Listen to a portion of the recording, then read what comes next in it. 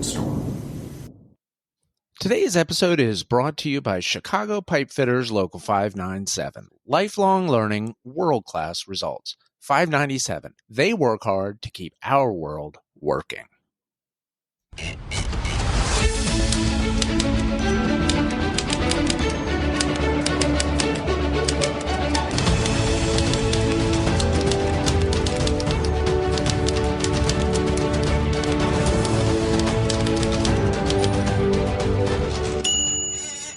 Dr. Troyer, episode 9.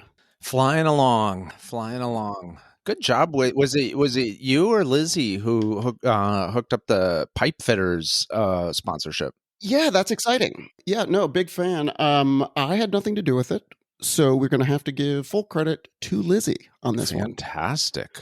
Yeah, always exciting. New sponsors, always great. Means, the word is getting out. What do you think it costs nowadays to sponsor an episode? Not I guess sure. we got to ask Lizzie. Yeah, I mean, I don't even know if we're allowed to discuss that, or at least to give our rate card publicly. But look, I'm sure it's reasonable. And I know that all of our sponsors to date have been quite pleased. I will say that when Terry from Terry's Turpentine mailed me a check once directly, and then I shot Lizzie a quick email and said, listen, I'm going to send this on to you. She just laughed at the amount. So in a good way, or like laughing like, whoa, that's more than we've ever. Oh, okay. No. More like Terry's operating under... it thinks that the rate is the same as it was for way back in the very first season of Killer Shipwrecks, Yeah, always awkward when, the rates increase and if they have not been communicated to our current sponsor or existing sponsors, it can be a little awkward. Yeah, maybe that's why he hasn't chipped in lately. We'll have to check in with Terry. Were you going to tell our listeners about some of the fun, far-flung places that people tune in to our podcast from? Indeed. Yeah, this has become somewhat of a running segment. Don't know if it's long enough to be called or qualified as a segment, but it is something I'm going to mention. Again, we talk about some of the places where we have listeners, where we have, I should say, at least 2 listeners, usually more. That's the criterion. Got to be 2. That's we set the bar pretty low because we want everyone to be included in the fun. But today we'll start off by saying hello to our good friends in Loudonville, Ohio. That's in the heartland. Oh, love Ohio. That's great. Loudonville. Yep. Yeah. And switching internationally, we will say hello to our friends in Calgary, Alberta. Yeah, that's now, Canada. Let me read. That is Canada. Their pro team is the Flames, of course, in ice hockey. I think the Rough Riders or something like that. Is that football or is that Canadian Football League? Yeah, and home of the Calgary Stampede every July. Fantastic event. Sure. Yeah, I had a friend whose uncle was like a famous rodeo rider in Canada, and he was like a 3-time champion there or something. Wow. I've been to the Calgary Stampede. That's a fantastic experience. No, you haven't. Yes, I have. I even got a poster from there. So I know for a fact I was there. That's very awesome. Cool. What about, finally, sorry. So we have Loudonville, Ohio, Calgary, Alberta, and hello to Paris, France. Whoa. Yeah. Welcome, Paris. We know some people in Paris. I wonder if it's somebody we personally know or hard to say. I don't know. But anyway, that's 2 people. So yes, minimum of 2. I'm not giving the exact number. I can tell you that we have at least 1 listener in Auckland, New Zealand. We got an email from Barry H. And he I think this might be a little too on the nose. He suggested for next season, because we've been discussing, should we do Killer Shipwrecks next season, Killer Biographies, or some other new genre of killer podcast? He suggested Killer Plane Crashes. Feels a little too on the nose. Yeah. See, I always have to explain to people that the killer description in the title is meant more in a colloquial sort of like awesome, not killer as in literally something or someone's going to die. Yeah. It kind of messes with the brand a little bit. Right. Yes. You know what I mean? Killer plane crashes. I wonder if, it's like if we did killer serial killers. There's a redundancy there that is off-putting. We also got an email from England This is from a woman who has emailed us a couple times before. I don't know if you remember. Her name is Charlotte. She once emailed us about, I made some comment on a show about Queen Anne's lace. And Yes, she yes. asked me to send a photo and then That's right, and she corrected my, corrected you. yeah, Yes, I she said remember that that. it's not Queen Anne's lace. So, but this is, I think, her third email to us. So maybe she qualifies by now as a friend of the show. Wow. So hello, Charlotte. Charlotte says she has been to one of the museums which you referred to last week in England in relation to the transatlantic flight. Yes. She said she's been to the one where you can see the little stuffed cat named Lucky Jim. Yes. That's a museum in Manchester. And she said, yes, the cat is still there. Wow. And That then is in so the cool. email, in the email it says, and the cat looks like it's been through it. Which, yeah. I mean, Yeah. again, stuffed animals from back in the old days look like they've been through it. And that's Yeah. even without the transatlantic flight, which was probably traumatic. Right. But how exciting that she's been to visit the cat. That's at the Air and Space Hall of the Museum of Science and Industry over there in Manchester. That's fantastic. Manchester, that's what she said. Yeah. I love it. And I like that she's an engaged listener. 3 emails, that qualifies as engaged. Yeah. I mean, the second one got under my skin a little bit because she was like, finding fault. But that's cool. That's cool. I mean, she's engaged. And we welcome, we welcome constructive criticism as well. Exactly. I feel like that type of criticism we can stomach. It's more in the factual, accurate type of criticism versus the qualitative, like I don't like the timbre of your voice or something of that nature. Yeah. That would not be nice. We haven't gotten that yet. That's cool. No, I'm expecting that. What about factoids for 9, or are we just jumping in? Got nothing. We're jumping in. I wanted to start by asking you just quick free association. What do you think of when I say Iran? Ooh, interesting. Well, I think of the country, obviously. Yeah. I think of the Shah. I think of the Ted Shah. Koppel and then the launch of his show when the hostages were taken. And then, of course, all the drama around the release of the hostages. And did Reagan have some deal going where they wouldn't be released before Carter got out of office? There's no way he didn't. Yeah, absolutely. He Very had a deal shady. Going. And then, of course, around Contra, like that whole, with Oliver North and, And Fawn Hall or whatever his name was, the hot secretary. Nice. But yeah, very exotic country. It looks beautiful in photos. When I was a young cub reporter up in Victorville, California back in the day, I did a story about a guy who had been one of the hostages. Oh, no way. Yeah, but Carrie? Unfortunately, was one of them named Carrie? Maybe. Yeah, could be. This guy was then shot to death when he was a night clerk at a motel in Victorville or outside Victorville. Yeah, like a robbery at a motel. Oh, geez, he survived the Iran hostage crisis and then gets shot in a motel? In Victorville. Yeah, maybe Adelanto. But he he survived Tehran, but he couldn't survive Victorville. That's very sad. And what was the impetus for writing a story about this guy?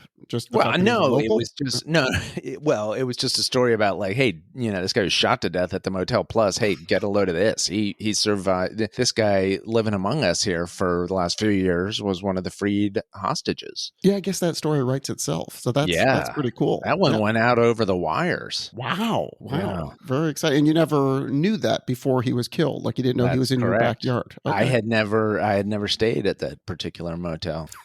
Feather in your cap, potentially. Yeah. Iran, it's one of, there aren't a lot of countries which are currently controlled by Islamic fundamentalists that I would like to someday visit. Iran is one of them, though. If that regime would change, I would love to see Iran.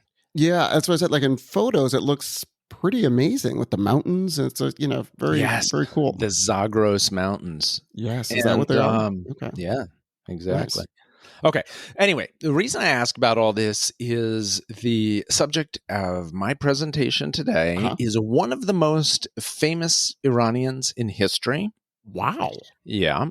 And his name, and we're going back to ancient Persia. Had a feeling you'd go ancient. Yep. Yeah, I like to go ancient, but he's somebody we should know about. And it's also, I think it's good sometimes to know something about, way back in history about a country, because I think for a lot of Americans, it's like, oh, Iran, we just think of like whatever, Ayatollah Khomeini or Right. weapons of mass destruction or the Yes, that's hostages, exactly what I think of. or Yes. they deny the right of Israel to exist, or you know what I mean? We have a very contemporary, we forget that these are ancient places. Now, was this And called Persia at the time, or was it called yeah, Iran? Okay. very good. Very good. That's a perfect segue. Okay. We're So going back to famous the, Persian, we're going to go. yeah. So we're going back to the year 600 BC. Tune in to that. Just kind of get acclimated. We've gone back quite a bit. 600 That's a BC. very long time ago. Yeah. And back then, you will not be surprised to hear that there was no Iran. There was just a bunch of different sort of tribes and civilizations. Okay. Some of the big ones back then in that general area, you had the Babylonians. Yes. Those were kind of in Iraq. You had an empire called the Lydian Empire that was sort of like Turkey, Armenia. The king of that empire was Croesus, who's famous in history for his wealth, like as richer than Croesus is an expression. Never heard of it. And then there's sort of in the southern half of what is today Iran, there's the Persians. And then to their north are the Medes, Medes. Got it. And there's also civilization going, of course, over there in Greece and in Egypt. Now, if you had said to the people back then in 600 BC, hey, guys, within the next 50 years, the people who will be in charge of all of us, who will be in charge of, Egypt, who will be in charge of Turkey, who will be in charge of Iraq, whatever, will be the Persians, people would have laughed. Wow. They were like, yeah, they would be like, that's the last. No. Were they not a warring empire type thing? They were they not warring, conquerors? but they just weren't that powerful. Like the Babylonians were a big deal. The Lydians were a big deal. The Medes were, all three of those things were much bigger deal than the Persians. Got it. And the Persians were sort of what's called a vassal kingdom to the Medes to the north. They took their orders from the Medes to the north. The reason I tell you all this is that our hero, whose name who's referred to in the Western world as Cyrus the Great. Cyrus the Great. That sounds familiar. Yeah. Yeah, it sounds promising. It's not like Cyrus the pretty great. Right. It's Cyrus the Cyrus Great. The mediocre. Yeah, exactly. Yeah. That's fantastic. I think Cyrus is a Greek. I think of Cyrus as Greek. Like it's hard for me to think of that being a Persian. Again, perfect for. I mean, you're dialed in. It sounds like you had some caffeine before we started. Exactly. A lot of what we know about Cyrus comes through the Greeks, and in particular, one famous Greek named Herodotus, who is sometimes called the father of history. Some people call him the father of history. Some people call him the father of lies. Interesting. Well, that's could be one and the same, right? Because they say history is written by the victor, so who knows if he's telling the truth? Yeah. And it really comes into play with the Greeks and the Persians because they later go to war. So you got to be skeptical of what the Greeks are saying about the Persians. But all of which is to say, the Greeks called him Cyrus. I think over there in Persia, he was called like Kurush or something like that. He was the child of the descendant of kings there in the southern half of Iran. He was born in Anshan, and he was the son of the king of Anshan and the grandson of the prior king of Anshan, like nepo baby. One of the things that happened though with those kingdoms back then is they're always waging war against each other, or alternatively they're forging alliances by intermarrying. Ooh. Like a king will want to marry a princess or an important person from a neighboring place just to sort of build family ties between the two. Our guy, Cyrus, he also has some heritage from the Medes to the north. So he is both Persian and Median. But one fun fact about him, when he's a kid and he's having a play date with other people of his social strata, the game is, okay, let's take turns being king. And when you're king, you get to order all the other boys to do something. Oh. everybody gets their turn, but when it's his turn, he orders them to do whatever, like, go steal fruit from the neighbor or whatever. But there's one kid at the play date who's like, yeah, I'm not doing that. And so our guy, Cyrus, is like, okay, I'm actually changing my order. My order is for the other 10 boys to tie this boy down so that he may be whipped. Oh, it's like a dark turn, like from fruit to whipping. So, I mean, that's clearly after this play date, the parents of that kid get in touch with Cyrus's parents. They're like, what the hell? Like, that's not cool on a play date. The whole story is then told to the king, and, he says whatever you're supposed to say, but inside he's like, yeah, that he does have the makings of a king. Oh, because of the lashings? Because he's willing to whip his friend? Yeah, just his ability to like turn it up a notch. And yeah. That shows like, what the qualifications were back then for being a king. Hey, take this horsewhip and see what Billy does. All right, now put it to his back. But as he evolves, he actually becomes known for quite the opposite. Is that what made him great in his name? Yeah. So he takes the throne when his dad dies. So 559 BC. He's almost 40 years old. Cyrus becomes king of the Persian. Not quite a Charles type of weight, but he's waited. No, and if just Charles is one end of the like effectiveness spectrum, this guy's the other end of the effectiveness spectrum. So he's going to get stuff done. Yeah, he's king in 559, and then already 6 years into his reign, he's like, even though I'm part Mede, I'm related to the people to our north, I think it's time to go to war with them. Whoa. Because, we're a vassal kingdom of theirs, but I have some inside intelligence that there's large parts of that kingdom up there that aren't happy with their current ruler. And so I think it's time for us to go to war. It takes him 3 years, but he does win that war. Wow. So then the Persians are in charge of the Medes. And the Persians have a big army back then. Like even though they weren't the warring type, they have enough people to go. All these people have an army, have armies, and the Persians, similar to some of the nomadic tribes on the Eurasian steppes, the Persians are fantastic on horseback, and they're fantastic with arrows. Nice. That's a good combo because you can be on the horse and theoretically shoot people. Yeah, and supposedly, if you're destined for the warrior class, just from a young age, you're on the horses and you're shooting arrows, and if you're whipping your friends as a 10-year-old, then you're ready to go. Like the next step is ready to go. Yeah, yeah.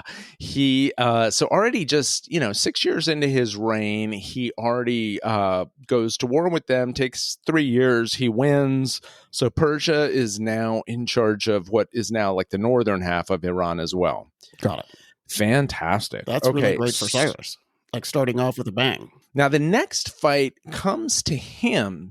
He doesn't set out to attack the Lydians, who are in present-day Turkey and Armenia. In fact, it's that very, very wealthy king Croesus, who's thinking about, I've kind of got my eyes on that land over there where they're all on the horses with the air, like, maybe and he consults, or he sends emissaries to consult the oracle at Delphi. Is this a good idea? What happens if I go to war with the Persians? Right.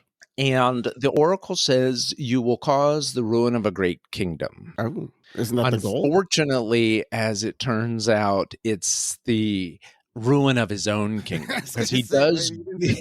Yeah. Exactly. So he does go to war with the Persians, and all of a sudden Croesus is defeated. But again, with both the defeat of the Medes to the north and then the Lydians to the west, one of the things that immediately distinguishes this Cyrus guy is he doesn't clean house when he defeats a place. He doesn't even like execute the king or do some of the things that people were sort of accustomed, or exile the king. Like his thing is like, okay, does he whip the king? Because that seems to be his thing. Oh, no, it's not. That's what I'm saying. He grew out of that. He is really considered a radical departure in just showing extreme tolerance for the prior ruling class, and where he can, he wants to keep them in place as the ruling class. Okay. And he shows great deference to them in a way. Like you know how this part of the world works. So as long as you're willing to send taxes, or you're willing to send a certain portion of your people to come serve in the army, or, he sets out the rules that they have to obey, but otherwise you can stay in your palace. And it's kind of a new way of doing things. And people are like, I'm not sure how this is going to work, or whether, some people think like that's a sign of weakness. And so this guy Cyrus probably won't be around that long if he's letting these kings he just beat survive, that they'll just go home and they'll start plotting for how to beat him. But what about the old adage, keep your enemies closer? Like, it sounds like he's got these people sort of under his purview still. He's doing that. Now, the next one is a big one. He goes after the Babylonians. Hello. And the Babylonians are in present day Iraq.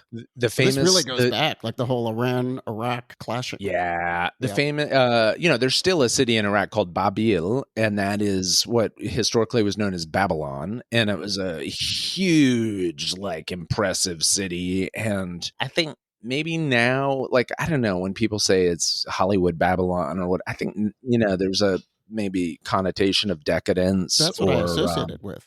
Yeah. Anyway, he goes to battle with the Babylonians and he wins. A big thing which makes him world famous is he also, I don't know if you knew, but the head of the Babylonian Empire had defeated forces in the kingdom of Judah. And he had brought a whole passel of Jews to the Babylonian Empire. And it's Cyrus the Great, when he defeats the Babylonians, that he sets the Jews free. He says you can go back to the Promised Land or wherever you want. You don't have to be slaves in Babylon anymore. That's it's in the Bible. That's the Babylonian captivity. It's in the Bible. And in fact, interesting, for that thing of setting the Jews free, and he in the Bible is referred, in the Old Testament is referred to as a Messiah. I think he's the only non-Jew who's referred to as an anointed one or a Messiah. Incredible. Cyrus the Great. Wow. And so was his decision to free the Jews something that people had expected? Like, does he do this in other conquering areas where he's so one of the things kind of thing? So one of the things that he's known for is just tolerance toward minorities within the places that, or like, for instance, his religion, this is a long time before the prophet Muhammad comes. So this is, 600 BC as opposed to 600 AD when Muhammad shows up. Yep. So Cyrus's religion is something called Zoroastrianism. And but he's very tolerant of other religions. And so one of his directives that he'll give once he conquers a place is be nice to, like, for in this case, the Jews. He's like, yeah, no more enslaving the Jews. Like, you can either let them stay here, but you have to treat them as like full regular citizens, or you got to let them go. So, and it's unclear exactly what his motive is for that, but he became a friend to the Jews for the rest of history, just for that alone. And wild, I've never heard of a conquering king being so generous to enslaved people. That seems surprising. Yeah, he because a lot of them would be like, okay, great, like, even much later in history, take these home. Like, remember in one of our shipwreck episodes we were talking about Blackbeard. Yep. And his thing was like, oh yeah, we just took a ship. We intercepted a ship on the high seas, and it also happened to have 500 slaves on it. So that's property as well. So let's go to shore and sell them and get what we can. So you're right. Back then it wouldn't have been above a conquering king to just say, all right, these slaves belong to me now. Let's bring them back over to Persia. And so there's some big structures we can construct now. We got some more labor. Yeah, so those are the big three conquests, and because of them, his brand is really growing. And so then, even without formal conquest, he's able to gradually expand his empire to the point where it extends.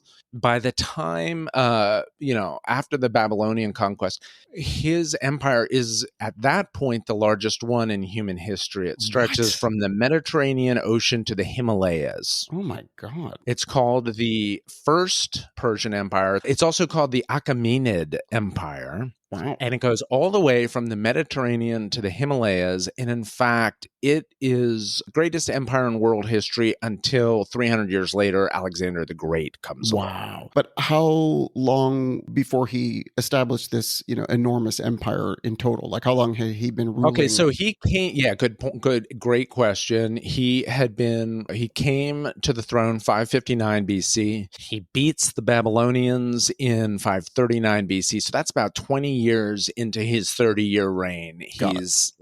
And then, as I say, there's just some gradual expansion both to the west and to the east, because people are realizing this guy is important, and in fact, not important. This guy is like strong, and his armies are incredibly strong. And then also because he's started to develop a reputation for, as I said, tolerance. Some people are like, okay, well, he doesn't even kill the people he conquers, so maybe we can just skip the whole conquest thing and just sort of join up with him.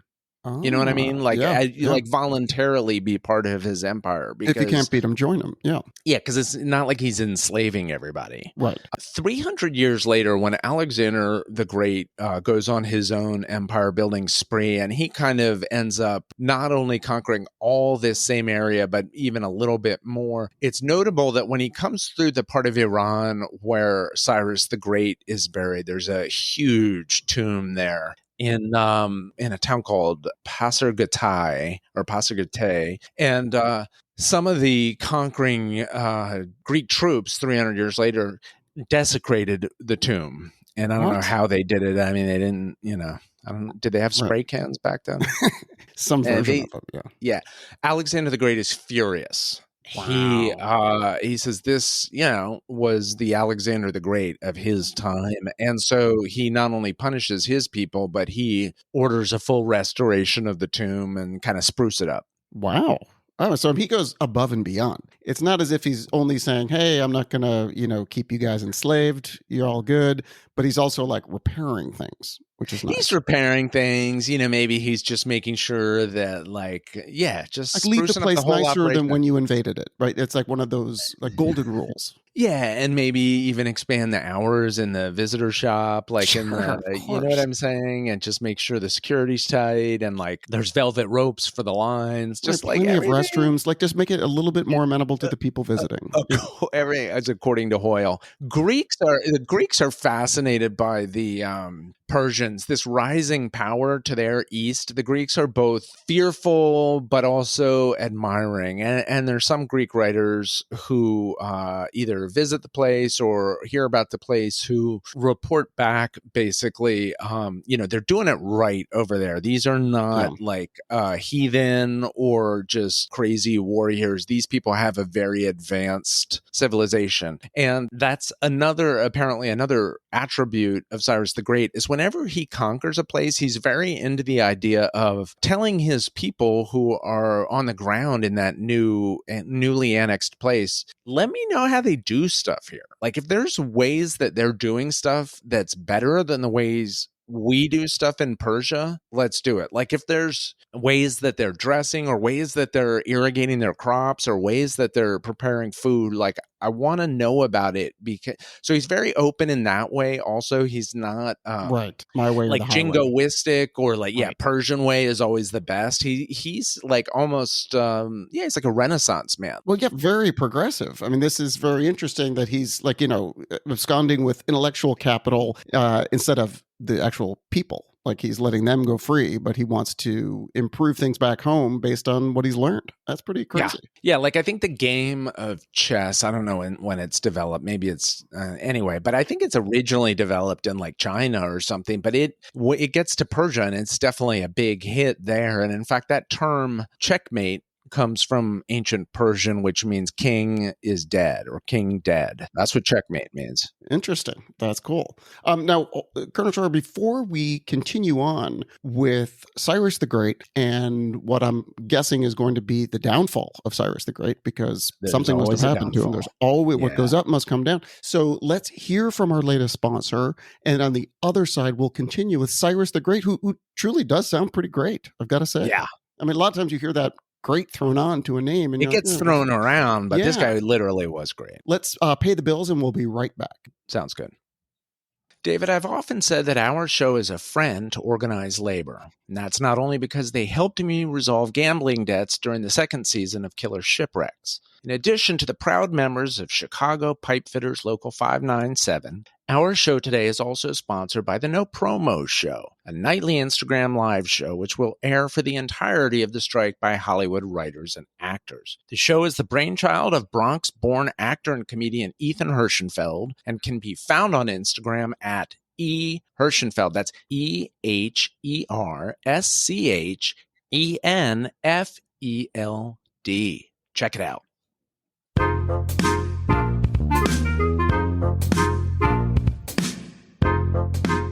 Wow. Expand on the inherent irony that we are doing a promo for the No Promo Show. Yeah.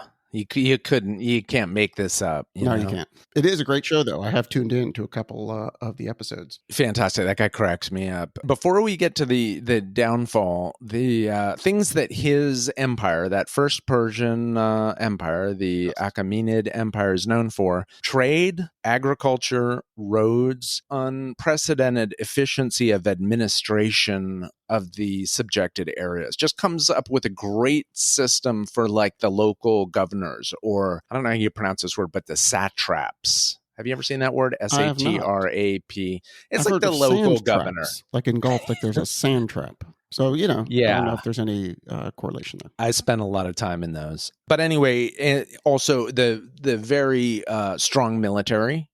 Obviously, he beat the Babylonians, also defeated the Lydians and the Medes. This part of the world is the so-called like Silk Road, right. The connection of Asia to Europe. And so there's already a massive amount of trade just historically going through that area. And so once he's in charge of it, he's very into the idea of like what's working in one place, what's not working in another place. He loves the fact that like ease of communication is getting better and better so that he's able to communicate with faraway parts of his empire like much faster than they could in the old days. Well, he's like the opposite of like a murderous, leader, like one of those like conquest driven guys. Yeah, that's why I mentioned that playdate that went sideways. That really is not the way he was as a king. He was really like and the Persians today, Iranians today think of him as like the greatest Iranian in history and somebody who's sort of the father of their culture and the father of their nation. But why do you think it is that we're not as familiar with Cyrus the Great versus an Alexander the Great? Everyone's heard of Alexander the Great. Yeah, that's a great question. I mean, I think, here in the Western world, there's a bias toward, like I said, the Greek source and ancient Greece. And we know all about ancient Greece. We all know all about ancient Rome. But Herodotus was writing about Cyrus, and he writes about him, but it's a little bit of the writing about him with the fascination with the Oriental or the other. You know what I mean? It's like the Persians, and sometimes it's exaggerated. It's like kingdoms and palaces of gold, and their warriors are so fierce they'll drink blood of their enemies, and I don't know. So maybe there's some bias that way. Also, he was 300 years before Alexander the Great. People should know Cyrus the Great. And, people like evangelicals or listeners who are really into the Bible or Bible study, they do know Cyrus the Great. Yeah, because he's in the Old Testament. Exactly. Yeah. He ended the Babylonian captivity. Quick side note on the Babylonian captivity. I've always wondered, like, how many was that like all the Jews, or like how many Jews were taken over there to Babylon? One estimate is it was like of the roughly 75,000 in the kingdom of Judah, it may have been like 20,000 were significant percentage gang pressed into service in Babylon, and but that's a big. It's a lot. That's a chunk. And the other thing I didn't understand historically, like if you just read the Bible, you think, okay, they literally then all walk back to Israel. Well, no, a lot of them kind of filtered out into the diaspora. They date that as sort of the beginning of the diaspora for Jews. Like Jews who left Babylon, a lot of them went to like what's now Lebanon or Syria or North Africa. Like they filtered out all over the place. But I'm assuming a lot also went back to Jerusalem or ended up back there. Sure, you can't beat Jerusalem. You got the Dead Sea, you got the climate, you got people who speak your language. Jerusalem's great. Don't get me wrong. I'm just saying there's some adventurers who are like, what about Beirut or, Right. Oh, no. Other places to go. Like, why do we all North have to go Africa? back to, yeah. Yeah. Yeah, like let's check out Ethiopia. There's a lot of Jews in Ethiopia too. Okay, also known for the tolerance of minorities and also known for the adoption of newer or better technologies, which he saw elsewhere in conquered lands. Right, like so a that's what truly he's known enlightened for. leader. Like, this is wild. I had no clue. Yeah. Now, Cyrus the Great, so, you're thinking like, boy, he's just kicking ass for 30 years. Once he gets the throne, he's just kicking ass for 30 years. He defeated Croesus. He defeated Nebuchadnezzar or whoever the leader of the Babylonian Empire was. And he's bringing all this tech back home. He's making things better for everybody. His downfall is abroad. It's a chick. Oh, gosh. You got to be kidding me. No, I'm not. Cyrus. He's concerned about, there are, as hardcore as the Persian warriors are and as good as they are on horseback and with the arrows, those nomadic tribes up to the north and to the northeast, sort of like what is today Uzbekistan and Kyrgyzstan and all the stands. Those tribes are no joke. I mean, those are the ones that later are, referred to as the Mongol hordes, or that, those are some hard ass people. Like they can camp overnight underneath snow.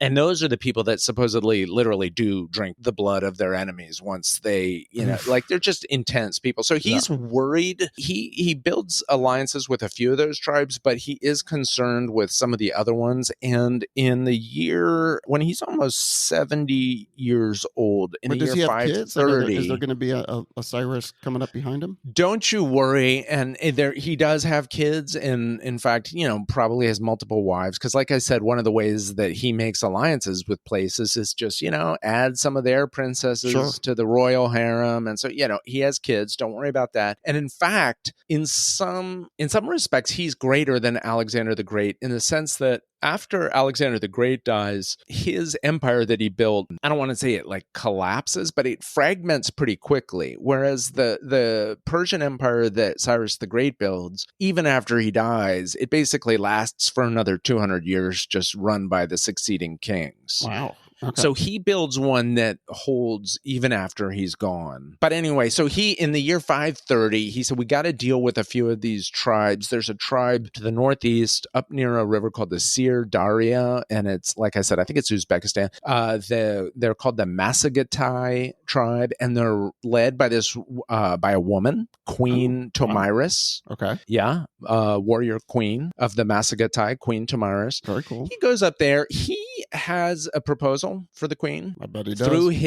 Through his emissaries. He says, hey, we're the Persian Empire. You've probably heard of us. You probably know how we do business. If you are willing to become one of my wives, and you don't even have to come live, where I live, but Long you distance. can keep living here, but just, you're a member of the royal harem and maybe, produce some children with me. All good. She is not down with that. Yeah, I had a feeling. Yeah. And she's like, I'm already queen. Like, well, I don't need this. Exactly. I'm Queen Tomiris. Maybe you didn't see my job title when you guys came in here. You came in here all kind of hot. I don't think the Great is a legit title, whereas Queen, that gives me a little bit of authority. Yeah. I mean, through time, that's just recognized, right? Right. That's my title. You have an adjective. Yeah. Anybody can tag the Great on. I was like, you could have a strip mall and it's like, auto repair, whatever. Right. Like, Cyrus the really great. Like, who cares? Yeah. Like, it doesn't mean anything. So she's not feeling it, and she's like, no thanks. And then his emissaries are like, okay, cool. Well, so his counter offer is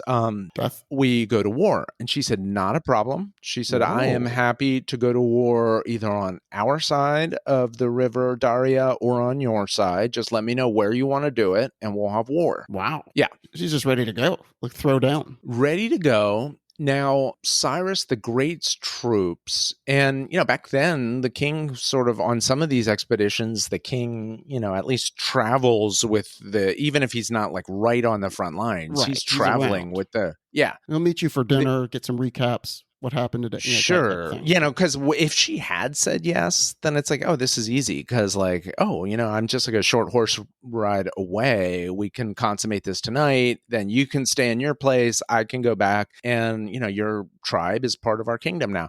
Yep. But she says, no, like, we're going to fight, and just tell me where. And so they do some fighting, but then the troops of Cyrus the Great come up with a strategy, a sort of ruse, if you will, where they have this sort of like encampment that they leave lightly guarded, and they leave a lot of alcohol there. Oh, and then they sort of put up the pretense that they're trying to defend it, but then the guys all retreat. And so these troops come in, Queen Tomyris's troops come in. Now, it's not like they don't know from intoxicants, but it's just they're used to they're not used to the Persian wine, the mind-altering substance that the nomadic tribes up there like is like a fermented bear milk combined with hashish. Whoa. They've got strong. They got good tolerance for that, but the Persian wine puts them down. Right. They just drink themselves silly. I mean, this sounds like a scene from a movie. Like, oh, they're gonna all get boozy and we'll just take over. They totally get boozy, pass out, whatever, or they're impaired enough that then Cyrus the Great's men come swooping back in. They kill a bunch of them. They capture others. One of the people they capture is the son of Queen Tomyris. Uh-oh. That's not good. But we know who Cyrus the Great is. His thing is like, okay,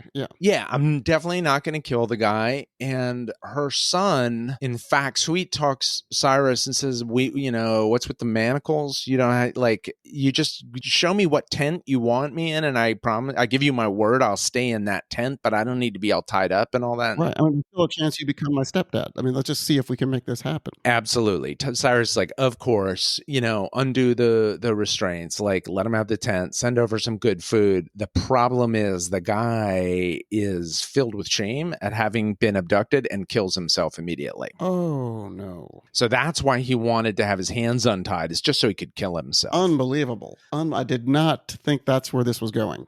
So now the queen's son has committed suicide. Yeah. And guess who is just absolutely ripped? Gonna have to say the queen. Queen Tomyris. Yeah. Ooh. Queen Tomyris basically sends the message, we're ready to go to battle again tomorrow. Yeah, this time it's going to be on both sides of the river here. Yeah, and I don't know if she uses it as like bulletin board material or what, right. Or if she comes up with a strategy of her own, but you guys read the tablets today? Yeah. She and her people run the frickin' table the next day, and not only do they defeat the Persian troops, they kill Cyrus the Great. They killed Cyrus the Great. Where I thought he wasn't on the front lines. He's not on the very front lines, but he's with it. Yeah, they kill Cyrus the Great, and you know what else they do? What? She says, "Bring me his head."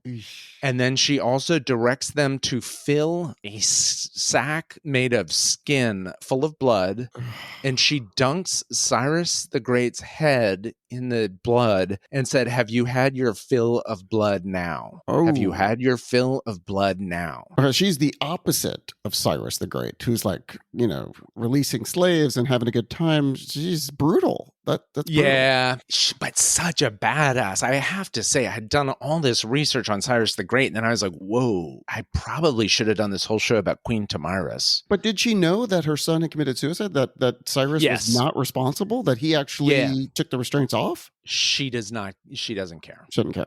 I don't know if she knows exactly what happened, but word gets back to her that her son is dead, and so I don't know if she knows that it was suicide or whatever. But because kind of an overreaction, they didn't do anything wrong. She's not psyched about the whole trick thing with the wine. I think there's also with those nomads, it's like you fight. You know what I mean? Like we fight. This is how we do it. We show up. Everybody's got your horses. You got your arrows, and then when you're all out of arrows, you got your swords, or if we have to, we do hand-to-hand combat. But the whole trick with the wine, she wasn't feeling that either. So just even the capture of her son, she's annoyed. Yeah, she's annoyed. But that is the end of the great Cyrus the Great is on the battlefield and an extremely violent end. And, arguably to a foe that you wouldn't have, basically probably doesn't stack up compared to some of the other foes that he's defeated historically. Like in Babylon, It's more of a tribe, you know what I mean? Right. But they are hardcore, and they beat the Persians that day. And so what about his kids? Like, who takes over his son takes over, and then that son's kid takes over. Like I said, he has set up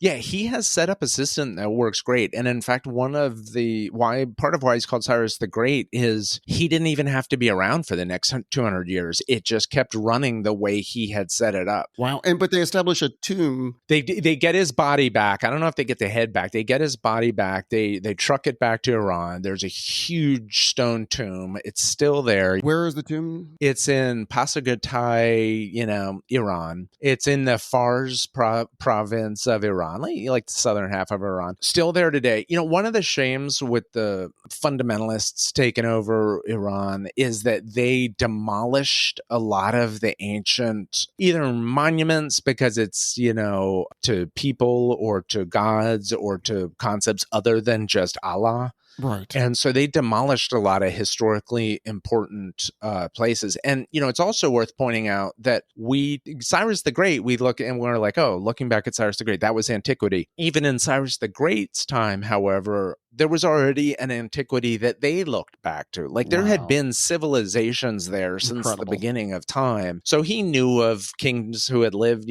2,000 years before him through inscriptions or through oral transmission. There's a cave in those Zagros Mountains where they have found the skeletons of 10 Neanderthal people who are estimated to have lived 60 to 35,000 years ago. So just to say that, humans have been living in those areas forever. Incredible, though. I mean, more than anything is just his combination of religious tolerance and forethought in terms of getting the technology and learning and application back in the home. I mean, that's very enlightened thinking. Yeah, he was like a modern state builder before there were modern states. Some good books that I read to get ready for this. There is a book that got a lot of press called The Silk Roads, A New History of the World by Peter Frankopan. Okay. That's a great book, the Silk Roads. Silk Road that's always a fascinating topic. Then there's also a book called Empires of the Steppes, A History of Nomadic Tribes Who Shaped Civilization by Kenneth Harrell. That's a good one. Okay. For people who are more interested in modern Iran, I recommend the graphic novel Persepolis. Fantastic, easy read, gives you an idea of what would it have been like if you were like a 13-year-old girl when the Islamic Revolution happened and the religious types took over. Wow. Like she's 13, she's like listening to, Black Sabbath or whatever you're listening to in 79, and then all of a sudden you can't do that anymore. Persepolis, great graphic novel. Author last name is Lizzie, maybe posting links, right? Like on the site? Yeah, she always puts it in the notes. Yep. Then there's a book called Great Memoir by a woman named Feruze Dumas called Funny in Farsi, and it's about growing up in California after she and her family relocate to California, and just hijinks ensue and just hilarious. Now, if you want to go the other way and you want to read more sort of serious stuff or listen to serious stuff, there is a fantastic podcast about not as good as our podcast, but up there. No. Yeah. It's a podcast called This Is Actually Happening, and it's an episode where they interview a woman who spent a long time in an Iranian prison after the Islamic Revolution, and she gives the inside scoop, also how she escaped, and that sounds just fascinating. Yeah, that's great. Like I said, part of what I like about looking back at Cyrus the Great is to realize, what we think of as Iran today and what we worry about, if whether it's with weapons or whether it's with foreign relations, it's just a tiny moment in time. This is a civilization civilization that's been around for thousands and thousands and thousands of years. Incredible. How old was Cyrus when he died? How long had he been ruler? 70. Okay. 70. All right, so at least he had a decent run. It's such a good run. And I guess what you would say is like, if you were a sports team, he was like 3-1. You know what I mean? Like he beat the Lydians, he beat the Babylonians, he beat the Medes, but then he lost to Queen Tamiris's crew. Yeah, it's sort of like when Michigan lost to Appalachian State. It's one of those random, like, wait, you lost to who? Like exactly. Like you're just not all revved up for it. Like I said at the beginning of this one, David, sounds like you had your caffeine. I feel like maybe the Persians, they were just like, oh, dude, it's a tribe. We've got this. Not only is it a tribe, it's a girl who runs the tribe. Right. Like we don't have to drink coffee. In fact, some of them were probably having wine that morning. They were like, do we still have any of the wine left from the trick? Let's this is going to be an easy day. That happens all the time in sports, right? Like you beat the really hard team and then the really poor team comes in the following week and you're just not as excited to play and you end up losing. Yeah, I was shocked that the American hockey team that won the gold medal in 1980, I was sure that they would lose the final game against Finland. After they beat Russia, I was like, we're 100% going to lose to Finland. I was shocked we did not lose to Finland. But, Cyrus, when it was his turn to, play Finland, they did lose. It was a little tribe up there on the steppes, the scrappy people punching above their weight, who not only beat the Persians, but took the top prize. They killed him. Is there a good book on just Cyrus that you've read that focuses just on his life? For that, not really. No, I just did a piece, piece by piece. When you're going back one of the people who wrote the most about him was Herodotus, but the critique, so you can definitely read that if you have your copy of Herodotus. He writes a lot about Cyrus the Great. Okay. With the caveat being that that's a Greek dude writing about Persians. And so there is some bias that may be in Herodotus's count. Furthermore, there are some people who just say Herodotus was a great storyteller. How much of this is, was actually factual? But, there are plenty of corroborating stories. I mean, the fact that Cyrus gets, the name check in the Bible, like it's clear that, he ran a huge empire and he freed the Jews and he did a lot of important things. Incredible. Fantastic. I mean, that's a wild tale of someone that I truly knew nothing about. That's what we do here. We educate. We illuminate. And again, it's one of those things where, similar to even last week when we learned about Alcock and Brown, flying across the Atlantic before Lindbergh, I feel like there's a parallel there in that I always think of Alexander the Great as like the big conqueror who really just, did it all. But really, it was Cyrus first. He came around first. Yeah, and I think it's a cool moment that there is the continuity of Alexander the Great coming through there and seeing the tomb and being upset that, because if you got to imagine if you're Alexander the Great, it would cause a moment of reflection to stop and say, here's the tomb of the dude who was Alexander the Great before me. Right. Who was a previous, this is where all, the greats wind up. They wind up in the ground just like every other human being. So you can see why it would annoy him that people are, whatever they're doing, maybe urinating on the side of the temple or whatever. Right. But interesting that future greats of various empires didn't follow in Cyrus's footsteps when it came to freeing slaves. Like a lot of those future conquerors brought all the slaves home to do the heavy lifting. They should have, although some future leaders or empires did borrow from his technique of, listen, if you will be open to the idea of using other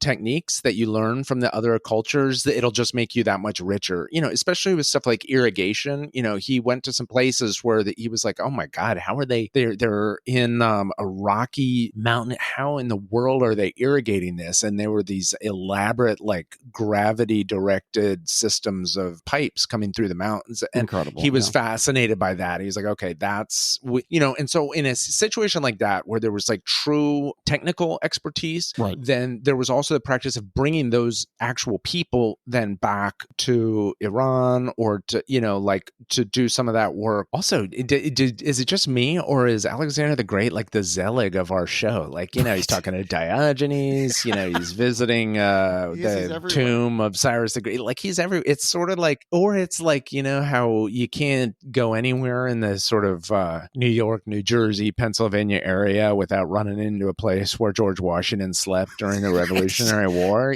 with the troops. It's like, it feels that way with Alexander the Great. Like there's always a story about, he came through here, had a drink at this bar. My dad's uncle played a round of golf with him in, Babylon. Back in 320 BC, this guy was out of control. If you knew him yeah, after they did a par 3 course in Babylon and then got hammered. You should hear about the time that he almost took Aristotle outside and whipped him. He was not happy with his tutor. Alexander the Great, guess what he's not so great at? Picking up the tab. I should, you should hear the time I went out with him, man. Like, would you, thank you for your great questions today. Would you like to, are we teasing episode 10 today or is it a black box? It's a black box. It's not going to be teased because I'm indecisive, so I don't want to mislead our audience. It will obviously be a great biography, but I have not settled on it yet. One other thing I should have mentioned at the top of the show, we did run a listener poll about asking people what they would like for next season. Yeah. It's not very helpful in the sense that they had 3 choices. It was killer shipwrecks, killer biographies, or some new killer or whatever. Yeah. And it was all like, they were all in the low 30%. It was literally like 1/3 wanted one, 1/3 wanted the other.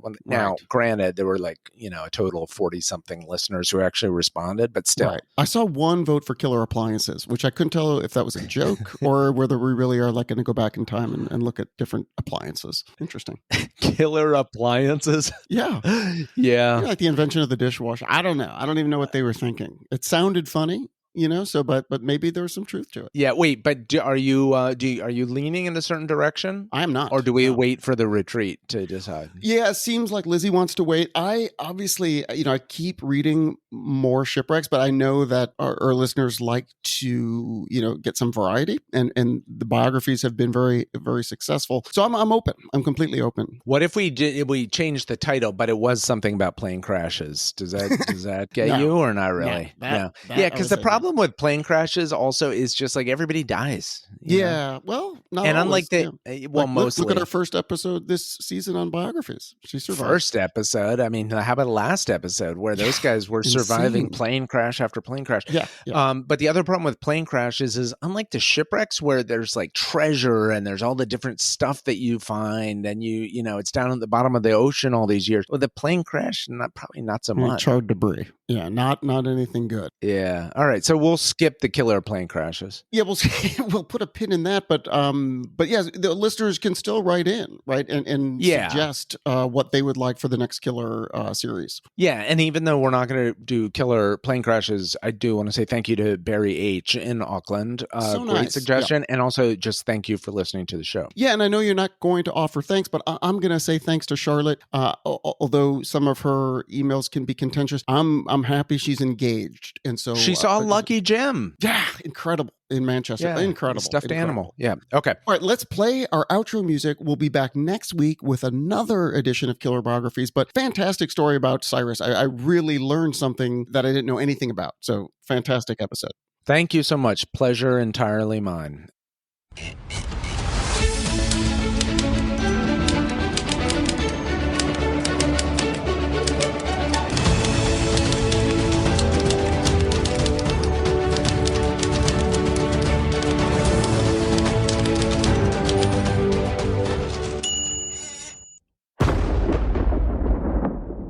Brainstorm.